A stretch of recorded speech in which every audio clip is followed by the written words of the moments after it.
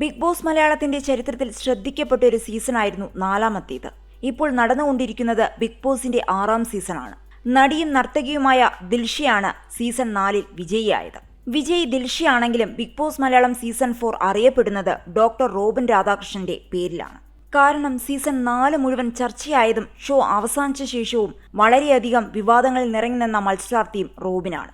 70 ദിവസത്തോളമാണ് Robin ഹൗസിൽ നിന്നത്. ശേഷം സഹമത്സരാർത്ഥി റിയാസ് സലീമിനെ കയ്യേറ്റം ചെയ്തതിന്റെ പേരിൽ റോബിൻ പുറത്താക്കപ്പെടുകയായിരുന്നു. ഇതുവരെയുള്ള ബിഗ് ബോസ് സീസണുകളിൽ റോബിനോളം ഫാൻസിനെ നേടിയിട്ടുള്ള വേറൊരു മത്സരാർത്ഥി ഉണ്ടോ എന്ന് സംശയമാണ്. പക്ഷേ റോബിന്റെ ബിഗ് ബോസ് ഗെയിമിനോട് ഒട്ടും താല്പര്യമില്ലാത്ത ഒരു വിവാഹം പ്രേക്ഷകരുമുണ്ട്. ഇപ്പോൾ സീസൺ 6 ഫിനാലെയോട് അടുക്കുമ്പോൾ റോബിൻ പങ്കിട്ട ഒരു സോഷ്യൽ മീഡിയ പോസ്റ്റാണ് വൈറലാകുന്നത്. സീസൺ 6 ഫൈനലിസ്റ്റ് ജിൻഡോയ്ക്ക് ആശംസ അറിയിച്ചുള്ളതാണ് റോബിന്റെ പോസ്റ്റ്.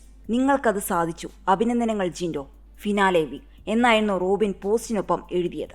റോബിനും ജിൻഡോയും നേരത്തെ പരിചയക്കാരാണ്. റോബിന്റെ ഫിറ്റ്നസ് ട്രെയിനറായിരുന്നു ഒരു സമയം ജിൻഡോ. കപ്പ് നേടുമെന്നുറച്ച് ബിഗ് ബോസ് ഷോയിലേക്ക് എത്തിയ മത്സരാർത്ഥിയെന്ന് ജിൻഡോയെ വിശേഷിപ്പിക്കാം. വലിയ സെലിബ്രിറ്റി സ്റ്റാറ്റസ് ഒന്നുമില്ലാതെ ഷോയിലേക്കെത്തി നല്ല രീതിയിൽ കഷ്ടപ്പെട്ടും കണ്ടന്റുകൾ ഉണ്ടാക്കിയും ജനപ്രീതി നേടിയ മത്സരാർത്ഥിയാണ് ജിൻഡോ. ഫിസിക്കൽ ടാസ്കുകളിൽ മികവ് പുലർത്തിയും എന്റർടൈനർ എന്ന രീതിയിലുമൊക്കെയാണ് ജിൻഡോ കയ്യടി നേടിയത്. എന്നാൽ ഒരുപാട് കുറവുകളുമുണ്ട് ജിൻഡോയ്ക്ക്.